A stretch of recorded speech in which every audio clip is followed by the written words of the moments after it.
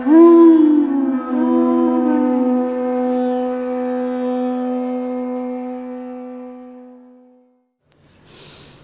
Namo Bhagavate Vasudevaya. Om Namo Bhagavate Vasudevaya. Om Namo Bhagavate Vasudevaya. All together, please. Om Ajnana Timarandasya Kanandana Salakaya Chakshuram Valitam Yena Tajmai Sri Gurave Namaha Sri Chaitanya Manobhistam Sthapitam Yena Bhutale Swayam Rupa Kadamayam Dadati Swapadantikam Vandeham Sri Guru Sri Yukta Padakamalam Sri Gurung Vaishnavangscha Sri Rupam Sagrajatam Sahagana Raganatam Vitam Tam Sajivam Sadvaitam Savadutam Prijana Sahitam Krishna Chaitanya Devam Sri Radha Krishna Padang Sahagana Lalita Sri Vishakam Vitamscha He Krishna Karana Sindhu Dina Bandhu Jagatpate Gopesha Gopika Kanta Radha Kanta Namostute Tapcha Kanchana Gaurange Radhe Vrindavanishwari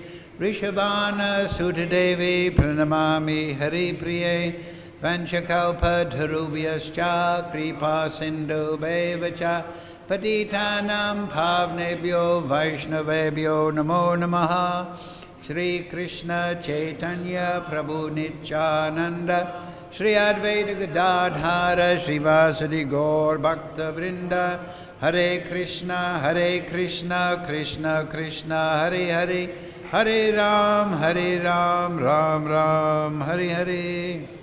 So, reading from Srimad Bhagavatam, translation and commentary by His Divine Grace Sri Lesa Bhaktivedanta Goswami Srila Prabhupada Ki. So, Canto 6, Chapter 15, entitled Narada and Angira instruct King Chitraketu. So, verse 23 is on the board there. We'll chant that. But I've been requested to comment on verses 20 to 23. But we'll start by chanting this. Please repeat. Sarve Pi Surase Neme Shoka Moha Bhayatitaha Gandhava Nagara Prakhya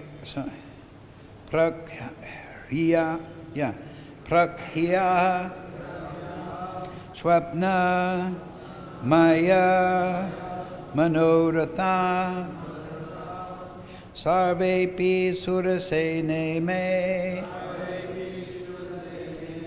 Shoka Moha Bhayatidaha Gandhava Nagara Prakhyata Swapna Maya Manoratha Sarvepi Surasene Me Shoka Moha Bhayatidaha Gandhava Nagara Prakritya Swapna Maya Manoratha. Okay. Please repeat. Oh, well, we'll just do the word for word for this particular verse. Please repeat. Sarve, all. Api, indeed. Moha, of illusion. Bhaya, of fear. Arti, and distress. Taha, givers. Gandhava Nagara Prakritya, headed by the illusory sight of a Gandhava Nagara, a big palace. Everyone, a big palace within the forest. Swapna, dreams. Maya, illusions. Manorathaha, and the concoctions of the mind. Translation, Srila Prabhupada. Oh, well, we'll go back to verse 20 and read the English. And then we can all repeat the 4 verses together. Then you'll get the benefit.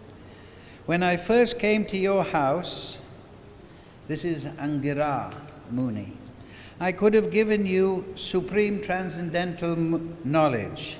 But when I saw that your mind was absorbed in material things, I gave you only a son who caused you jubilation and lamentation. My dear king, now you are actually experiencing the misery of a person who has sons and daughters. O king, owner of the state of Shurasena, one's wife, his house, the opulence of his kingdom, and his various other opulences and objects of sense perception are all the same in that they are temporary. One's kingdom, military power, treasury, servants, ministers, friends and relatives are all causes of fear, illusion, lamentation, and distress. They are like a Gandhava Nagara, a non-existent palace that one imagines to exist in the forest. Because they are impermanent, they are no better than illusions, dreams, and mental concoctions. Please repeat. When I first came to your house, I could have given you supreme transcendental knowledge. But when I saw that your mind was absorbed in material things, I gave you only a son who caused you jubilation and lamentation. My dear king, you are actually experiencing the misery of a person who has sons and daughters. O king, owner of the state of Surasena, one's wife, his house, the opulence of his kingdom, and his various paraphernalia and opulences and objects of sense perception. Very tired today, everyone. Vigorously repeat. Are all temporary. One's kingdom, military power, treasury, servants, ministers, friends and relatives are all Gandhava Nagara, a non-existent palace that one imagines to exist in the forest. Because they are impermanent, they are no better than illusions, dreams, and mental concoctions. Purport, Srila Prabhupada. This verse describes the entanglement of material existence. In material existence, the living entity possesses many things: the material body, children, wife, and so on. Deha pacha kala trideshu. One may think that these will give him protection, but that is impossible.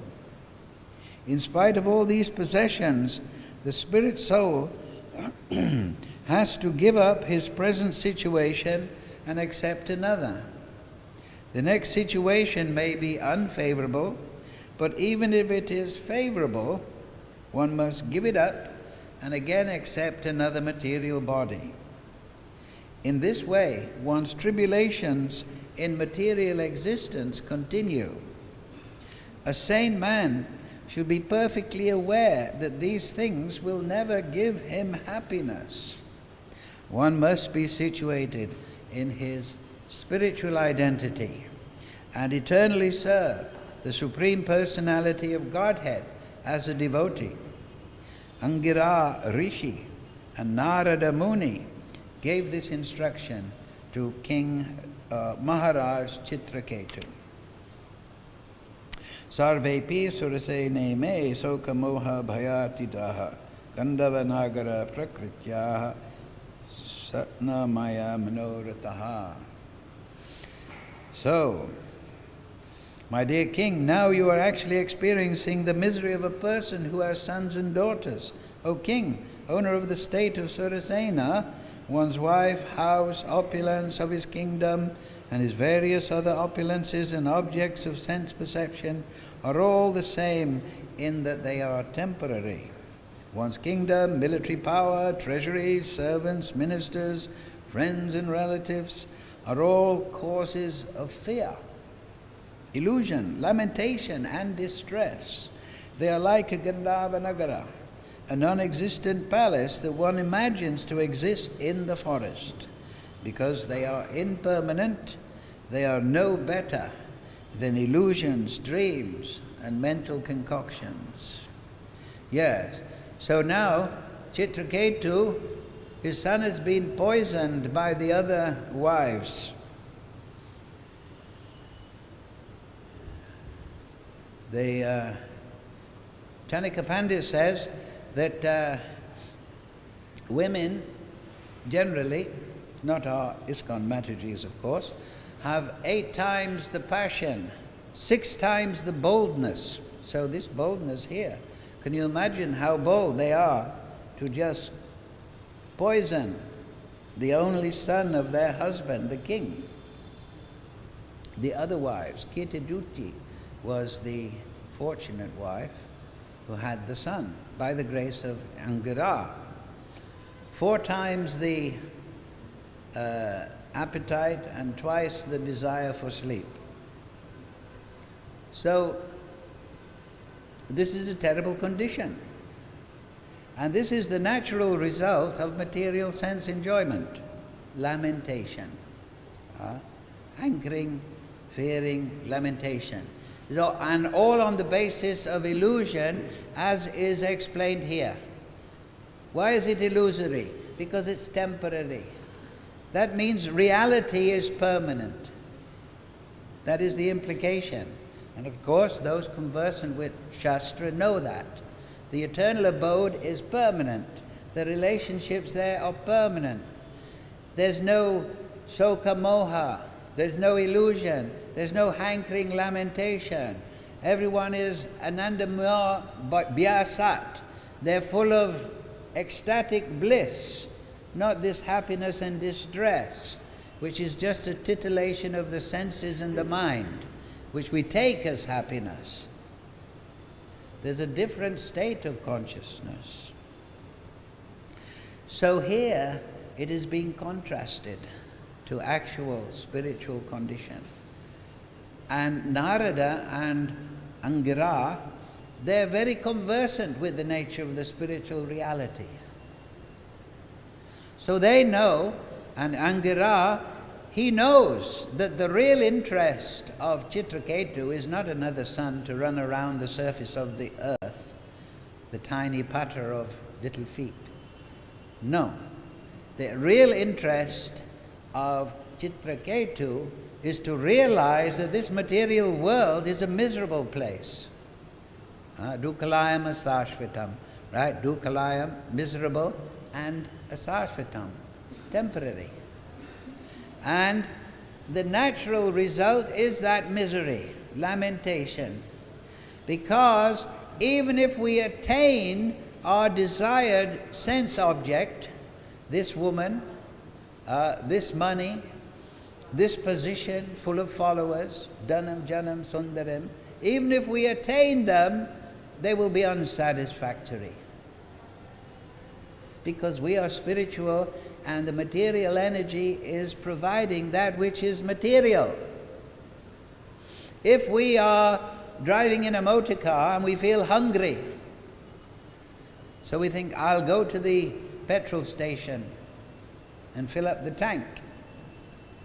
Will it satisfy our hunger? Of course not. We're serving the vehicle. Yantra Rudi Mayaya. This material body is a machine made of the material energy. It's demanding our attention. We drive down the road further and we think, oh, I feel thirsty. I'd better top up the radiator. Will that satisfy your thirst?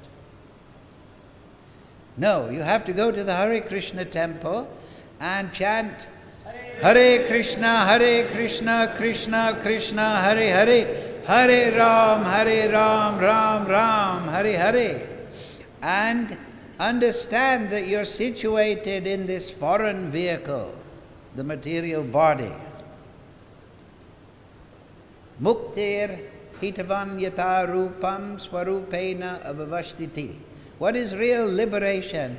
It is to be swarupena avashtiti, to be situated in your swarup, not identifying with the vehicle.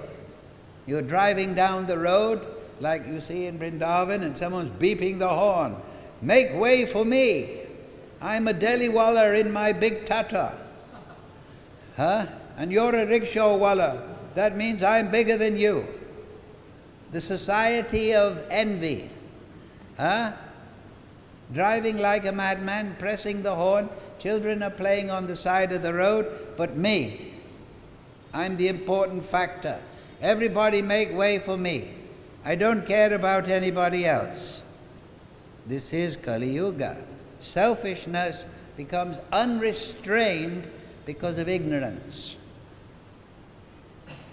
So, here, now, as we saw in the previous verse, and Narada and Angira, they had appeared before Chitraketu. It is explained as avadutas. So therefore, in the previous verses, Angira explains, I am that same Angira that chanted mantras, Tavasta, the demigod in form in charge of Rupa throughout the material universe, forms. And I gave you that son. But I also said it will be the cause of jubilation and lamentation. Because it is through the lamentation that we realize that this is an unsatisfactory place. I'm driving in my motor car, I fill up the tank and I lament. Why am I still hungry? I buy a bigger motor car or a smarter phone. Actually, phones aren't smart. They're only as smart as the user. Nor are they mobile. They're only as mobile as the user. But we take the phone to be smart and mobile. But a phone is just a piece of dull matter. It's not smart, nor is it mobile. You can put it under your bed and it will stay there for the next year. So this is the world of illusion. We all have misunderstandings about reality. But Angira wants to take Chitraketu out. Now you're jubilant. Oh, I have a son. Now you're lamenting. He's dead. What does Krishna explain to Arjuna? He's in the lamentation mode, right? That you're not the body, Arjuna. You're transmigrating from body to body. There's no question of lamentation when you understand that. But now that you understand your swarup, your spiritual nature, your constitutional nature, act accordingly, and that will be the cause of your satisfaction, your bliss, your realization of the absolute truth. All these things, King Surasena, he has a gigantic kingdom. It's in this region. It's explained later on. The murderous co-wives, they went to the bath of took bath in the Jamuna and chanted mantras and performed prayaschit to overcome the mistake of killing the son. It's in this area, Surasena. And it was gigantic. Palaces, opulences, so many followers. Dhanam, janam. If you have opulence, janam, some cash, then you'll get janam.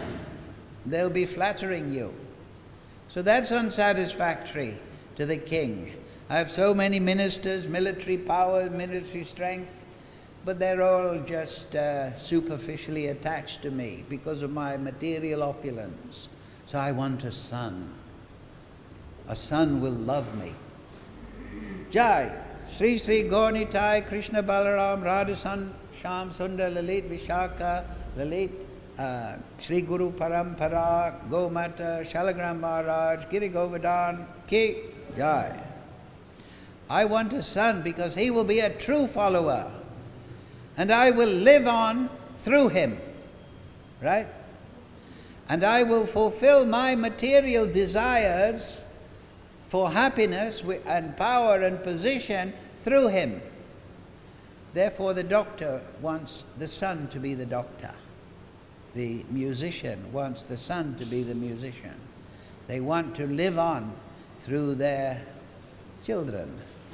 This is all illusory because it is temporary. Narada Muni brought back the son through his mystic power, made him appear again before this lamenting assembly. And then he, by his mystic power, he caused that son, that soul, to re-enter the body. And then that soul spoke. Who are you calling me your son? And you're my father and my mother, but I've had so many. I've had so many. I've been in the demigod area. I've been in the animal area. I've been here on earth previously. I've had so many sons and mothers and fathers. And why are you claiming to be mine? What does Krishna say? Aham in the Gita, Mata,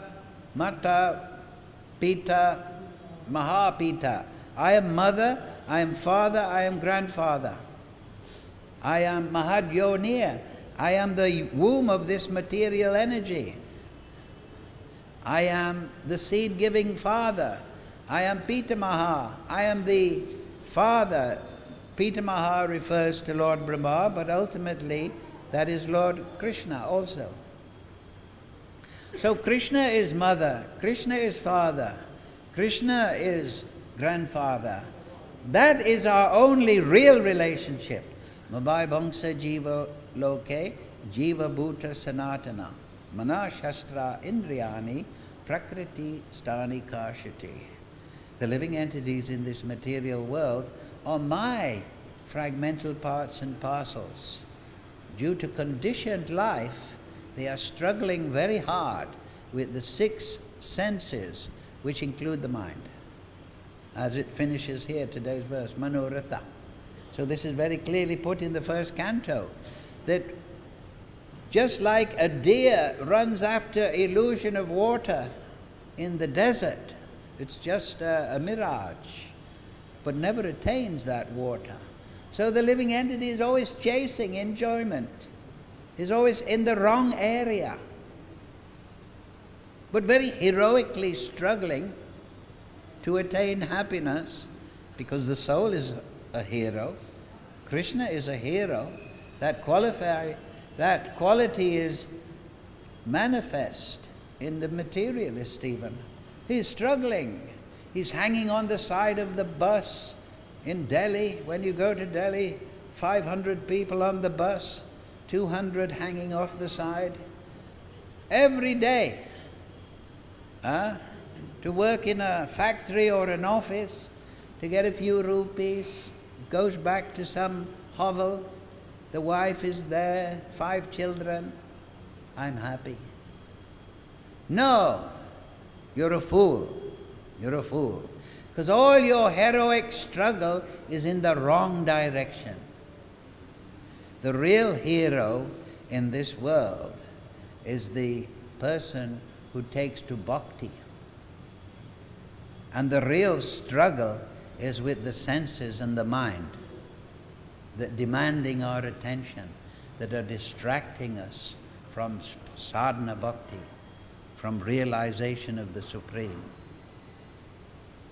How have we fallen into this Gandhava Nagara, this illusory palace? How have we fallen into it? If we actually want to take to spiritual realization, we have to understand the root of our material conditioning. That has been explained earlier in the 3rd canto.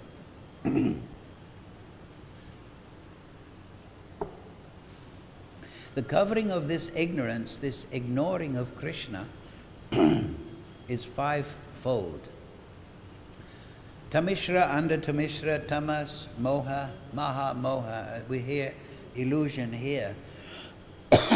What is Tamishra? It is the first covering. Tamishra is rebelliousness.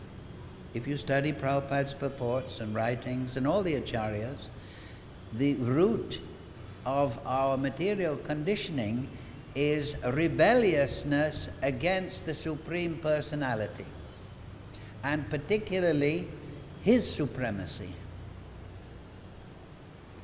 When we awaken to consciousness, we perceive the supremacy of the Supreme Lord. Whether we accept or reject, that will have consequences. We have Kriya Shakti, we have Icha Shakti. Kriya Shakti means to do. Icha means to desire. Icha and then Kriya.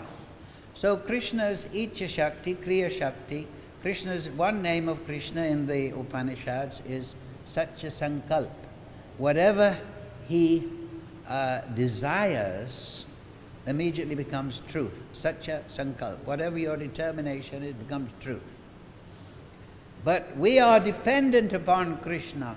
When we don't accept that, that is Tamishra. That is envy of the supremacy of the Supreme Personality. Then, the next covering is under Tamishra.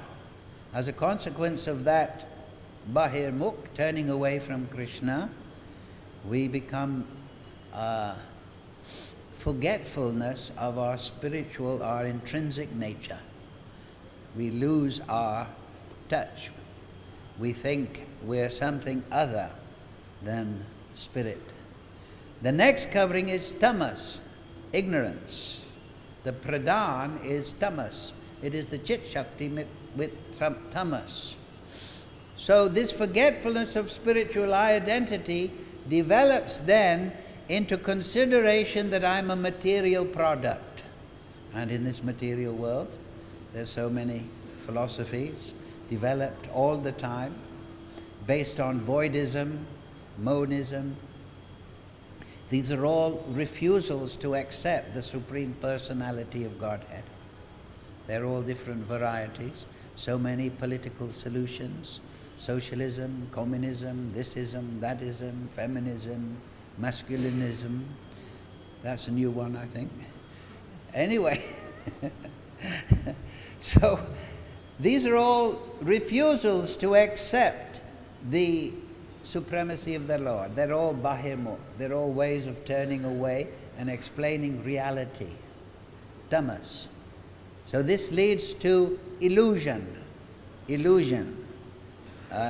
Bodily identification, and particularly that because I am a material product and this material body, my interest lies in enjoying this body and mind.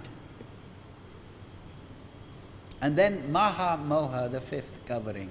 This is what Kapil Dev tells his mother, Devahuti. You get caught up in all the reactions. In order to catch some sense enjoyment, you perform material activities. If you attain it, it's unsatisfactory, and you're tempted into illicit activities, and then they come upon you. So at every moment, you have something to lament. If you attain it or not attain it, the sense enjoyment doesn't satisfy your hunger, your need. What is the Vedanta Sutra says? Atato Brahmajignas. Now you have the human form, you've transcended Varnashram and so on and so forth. Brahmajignas, inquire into the Supreme. And what is the Supreme? Janmadi Asyata, is the source of everything. So all happiness, all bliss, that is a factor of the Transcendental Lord. But you've turned your back to that source. At the beginning of the Bhagavatam, what does it say? Param Satyam Dhimahi is the end of the first sloka. Meditate on the Supreme Lord. The Param Satyam, the Supreme Truth. But the beginning is Janmadi Asyata. So everyone will agree that the source of everything is the absolute truth. That is logical, right? If you sit here under the tree in the evening, many people will come up to you and say, which country to you belong? What is your source? What is your source? It's a natural inquiry, isn't it? If you meet somebody, you say, where do you come from? What is your source?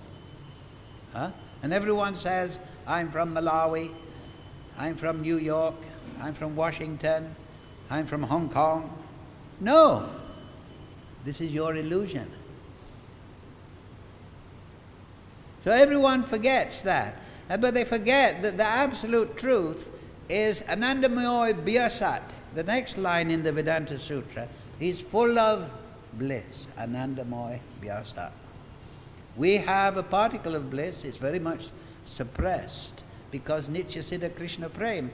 Our Prem, our link with the Supreme, is not developed. It's like your a smartphone that's got the batteries gone flat. You can't manifest your qualities because you're not plugged in. You're not in the network.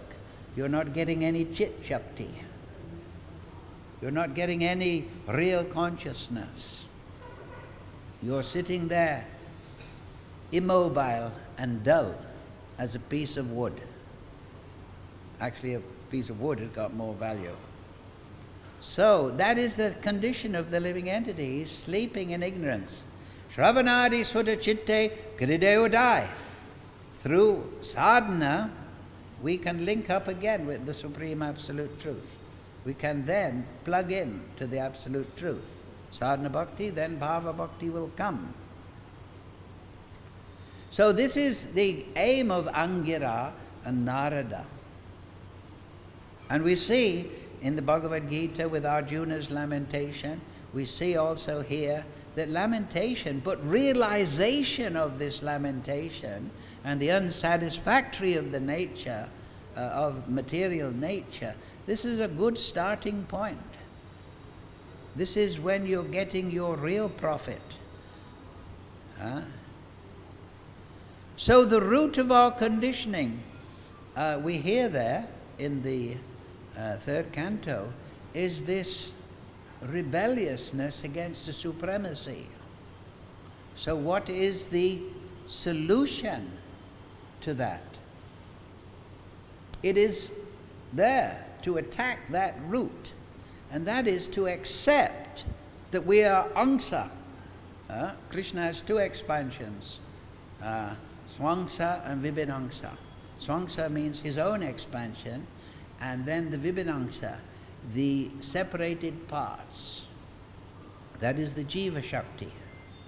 The Jiva Shakti, Tadastha Shakti, situated between the two, Tata, line, sta, situated on that line. You can go either way by exerting your icha, your desire. But even that desire is operating on the grace of Krishna. That is the purpose of the Chatuvyuha. Vasudeva, Shankashan, Aniruddha, Pradyumna, Aniruddha. They supervise the thinking, Vasudeva, Shankashan, the willing, feeling, willing, action.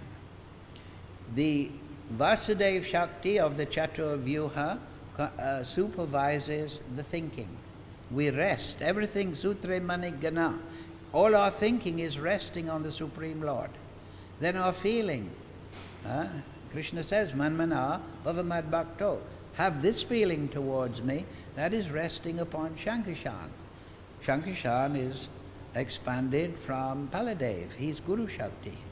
So through Guru Shakti, we are awoken into bhava, into bhakti.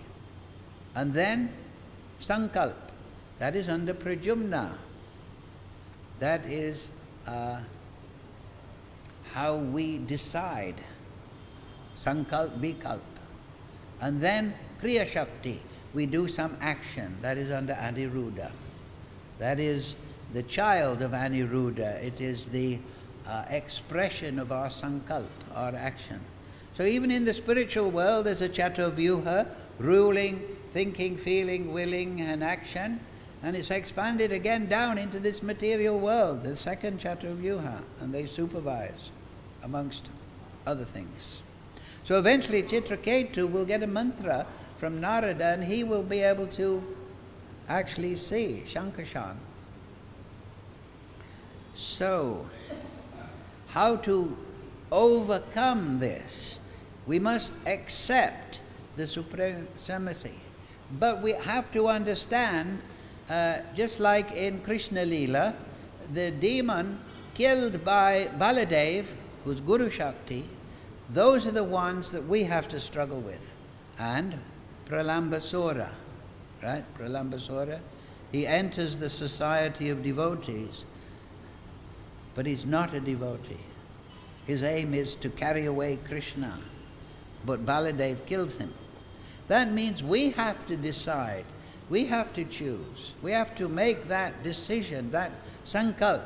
I accept that I'm Angsa, I'm not Smangsa, I'm not the Supreme Lord. We have to renounce all the philosophies in the material world that are just expressions of envy of the Supreme Lord, and we have to take to bhakti.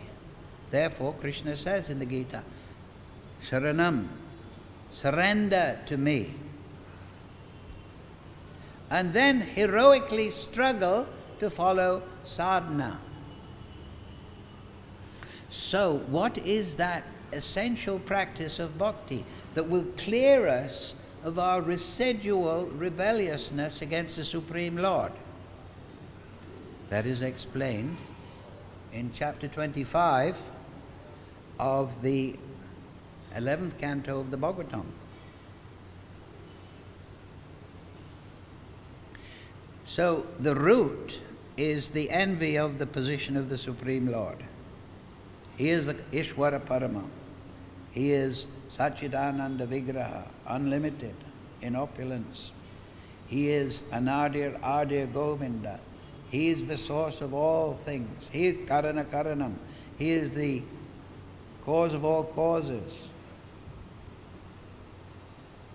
11th canto, 29, verse 15.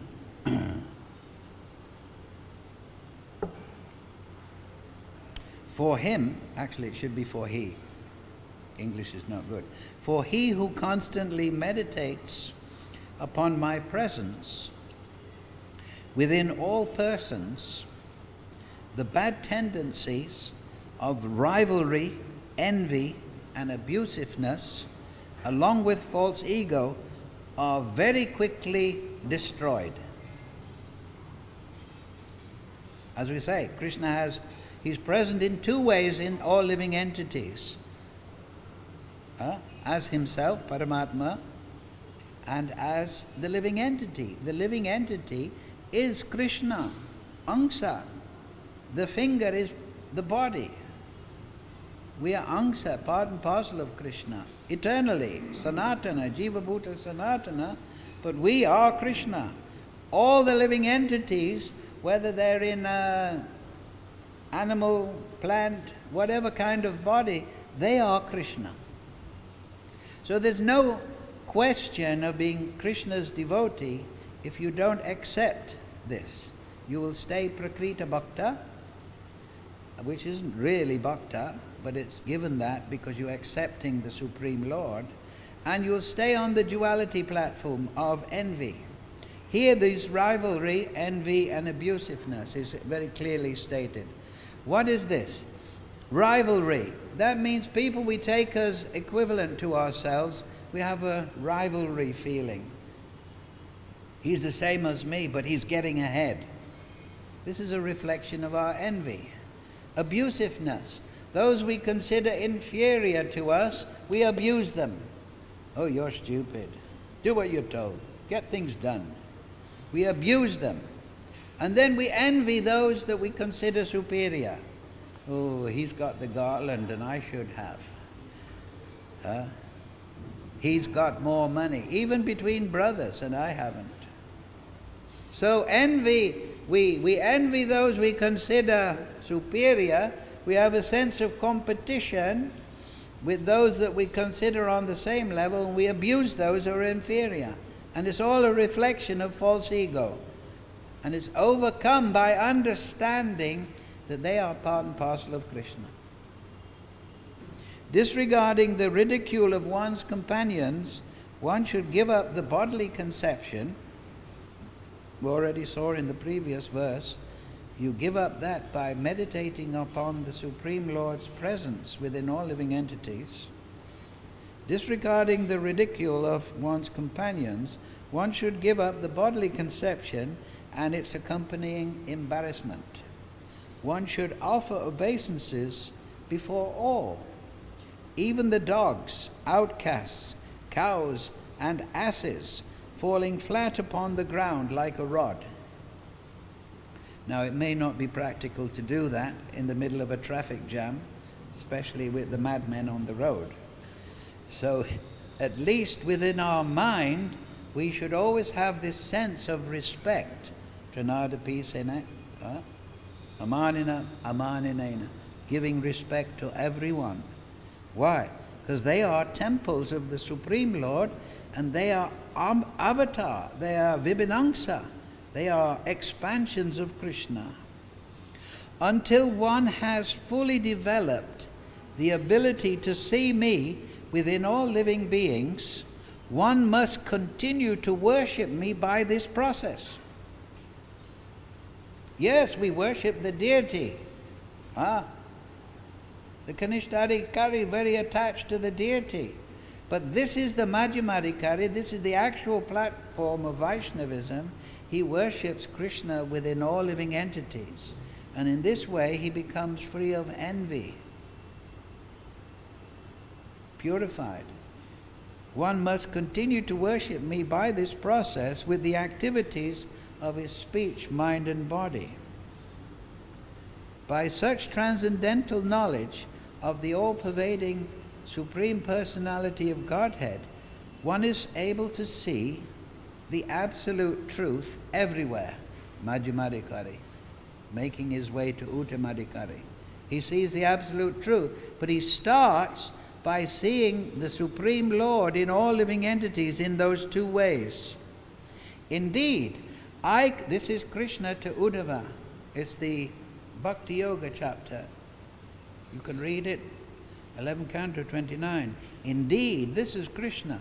I consider this process, using one's mind, words and bodily functions for realizing me within all living beings, to be the best possible method of spiritual enlightenment.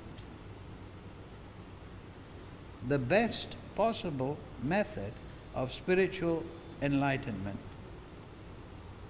My dear Uddhava, because I have personally established it, this process of devotional service unto me is transcendental and free from any material motivation.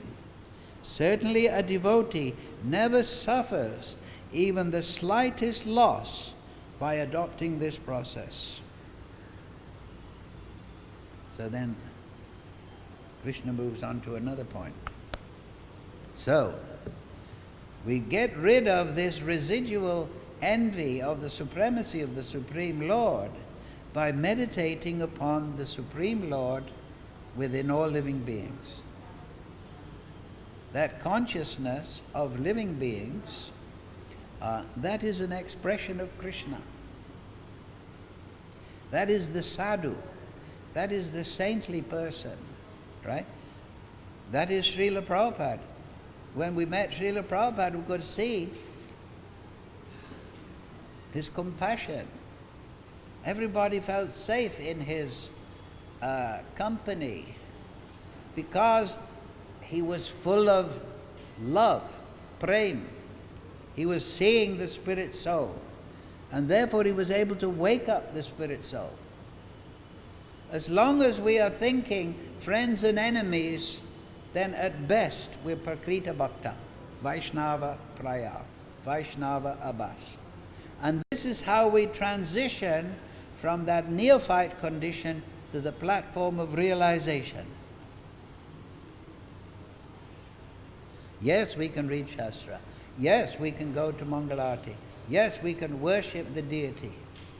But we have to worship Krishna manifest directly in the hearts of all living entities and as the living entity itself within the bodies of all animals, plants, people, devas, bhutas, rakshasas.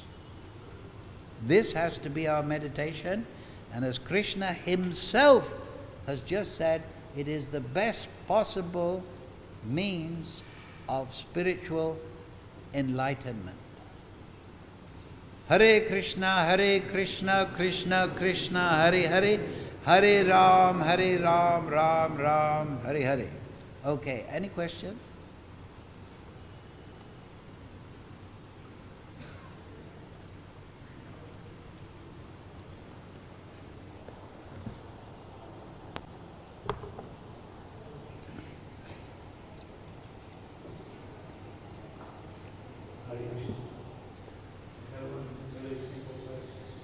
Sorry, go ahead.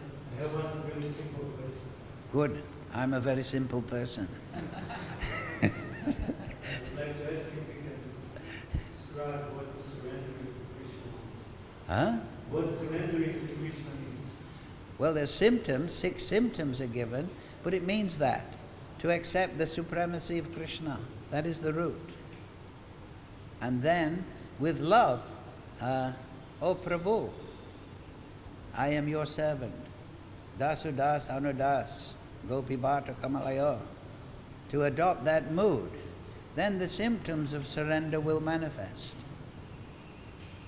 That means we accept that I am das, jivera swarupoi, krishnera nityadas. I am eternally the servant of Krishna, and to rejoice in that. Rejoice in that. That is a wonderful thing, to have such a wonderful master.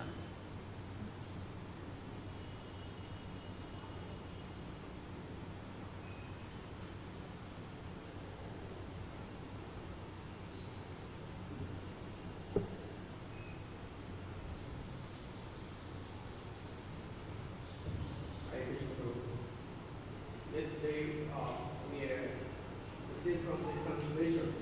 Excuse me? I said yesterday we see from the translation that was right, but Akira was addressing Chitraketu Maharaj, that he's an advanced devotee of the Supreme Lord. Not yet. Yesterday. So this morning, Akira is opening for him the reason why he got the Buddha. So the question I want to ask. He was the question, I said yesterday, Angira was being addressed, Angira was addressed in the prison that he advanced the body of the Supreme Lord. Who said? Angira says yesterday in the translation, yesterday. So this morning, referring to this morning's question, or rather translation. So this morning's translation, Angira is opening for him the reason why he gave devotion to battle with. So my question, should a devotee be recruited because he wants to pass information? Should a devotee Be recruited because be recruited? Because he wants to pass Huh? information. Oh, yes. So yes, of course. When Prabhupada took Samadhi, there was a Back to Godhead magazine, and I always remember one thing that Tamal Krishna Maharaj said about Srila Prabhupada. He was asked in that magazine, they was quoting, what was the most remarkable thing that you remember about Srila Prabhupada? And Tamal Krishna Maharaj said, well, I could see that even if there was the tiniest spark of interest in Krishna consciousness, Prabhupada knew how to fan that flame, that spark, turn it into a fire. So a devotee, that must be the aim.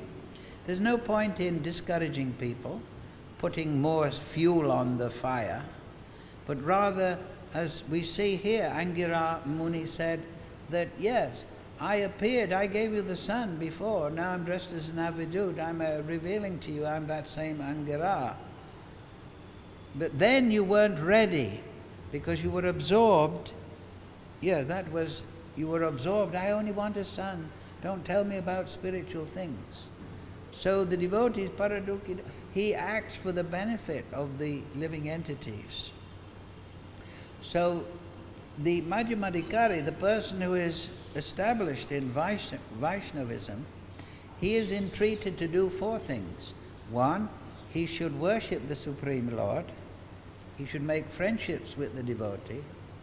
The Belisha, the foolish and ignorance attached to material energy, he should give them kripa, mercy, encouragement. That should be the end goal. Not to conquer them, to teach them who's the boss. That's only a reflection of envy. And number 4, upeksha.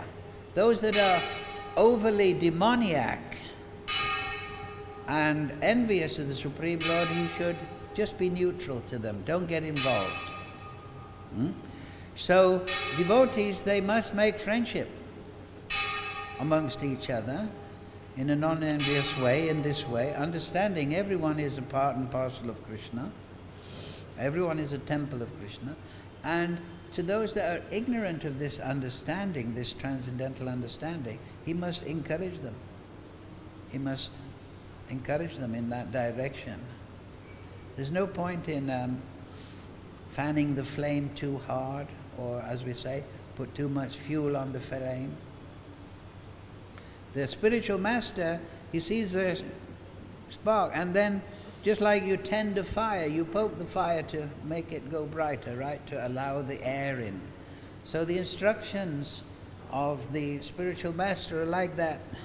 They're directing the fire, gathering the fuel, making it burn brightly. So when we meet somebody, we must have that mentality. How can I increase their Krishna consciousness? Do you see? And then, according to our intention, Krishna will give us intelligence. We're reciprocating always with Krishna, 100%, every moment of the day and night. And Krishna is giving us what we require, whatever we want. So if we want to fan the flame, then Krishna will give us intelligence in that direction. If we want to put people down, as you know, Krishna being I'm a devotee and you're in Maya. If you want to prove your superiority, then Krishna will give you the intelligence to make an ass of yourself. I mean, not you, but you, in that way. I'm saying in that general sense. Huh?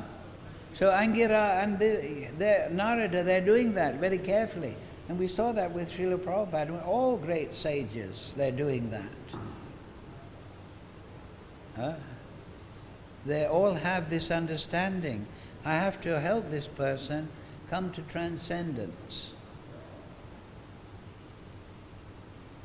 So that's the motivation of the sadhu, you see.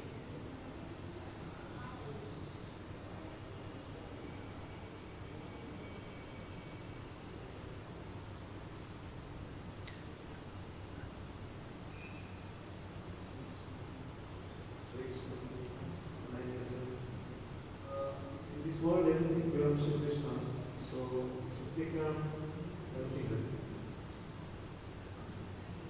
Yes, especially Krishna. He's come in the temple, we have to take care of him. Yes, Ishavasya idam sarvam, right?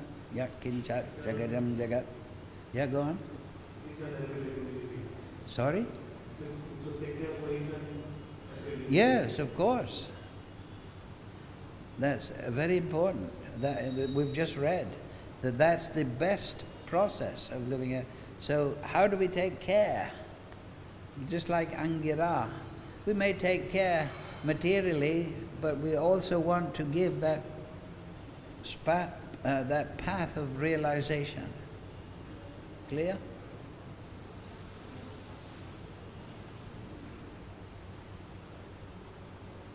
So we'll finish at this point? All right, one quick question.